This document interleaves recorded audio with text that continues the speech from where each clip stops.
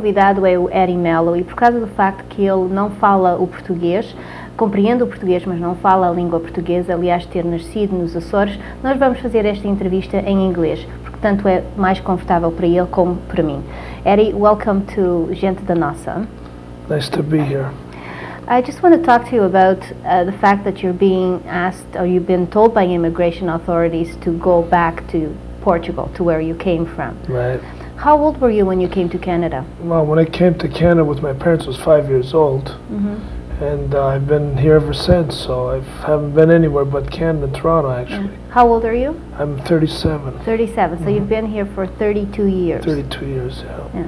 And now you're being asked to go back. What is the reason for your deportation? Well, the reason being is because they're saying criminal charges that I have, which I've dealt with in the court, I was punished.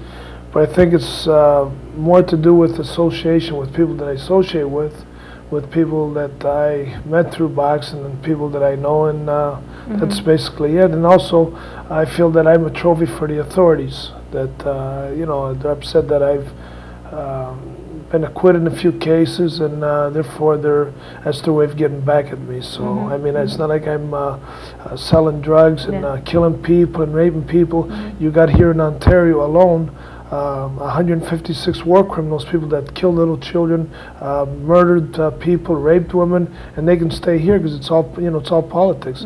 Where with me, I got into a bar fight. I got 90 days. The judge sends me into weekends, and that's Is that the only time you served? Was the 90 days on the weekends? 90 days weekends, and one day here, 2 days. That's about it. But that's the most I've ever been incarcerated for. Was for 90 days weekends, which is 15 weekends.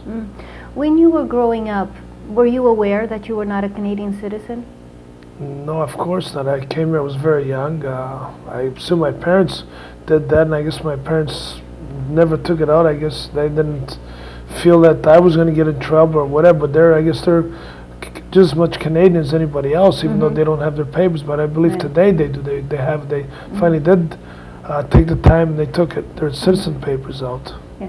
When did you first find out that you were not a Canadian citizen? When was it made aware to you?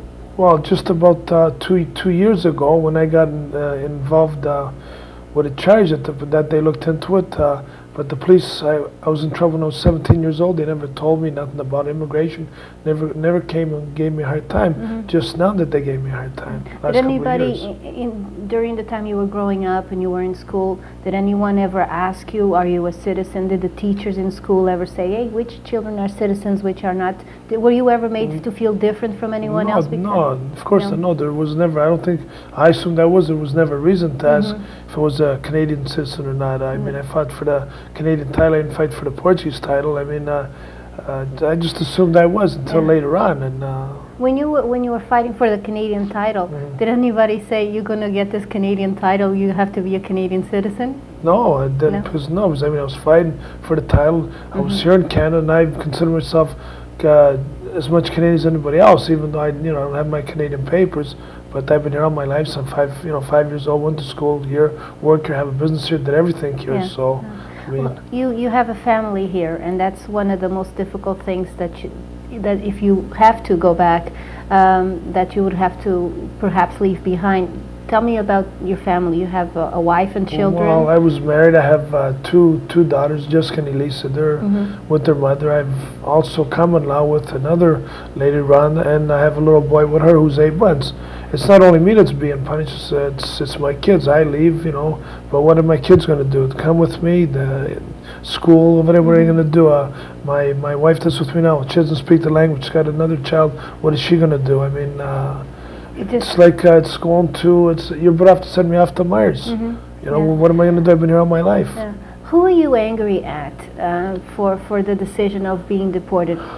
Basically, I'm angry at, basically it's the authorities because... the immigration authorities? No, not the immigration authorities, just the authorities, the law authorities, because whatever I did, I've been punished for in the courts, and the judge, in the justice system, they seen whatever I did wrong, I got punished accordingly to whatever I done. But for some reason, the authorities think that I've gotten away with a lot of things, and this and that, so they're basically mad at me and I'm a trophy for them, because if they were to send me away to jail or they deport me, somebody gets promoted, then you know, it's unfortunate we wouldn't have more time on the show, because I can tell you a lot of things that happened, that the police created certain things to happen so they can benefit, and I was used in the situation. We're going into a commercial break, but we'll come back and talk to you one more time. Thank you.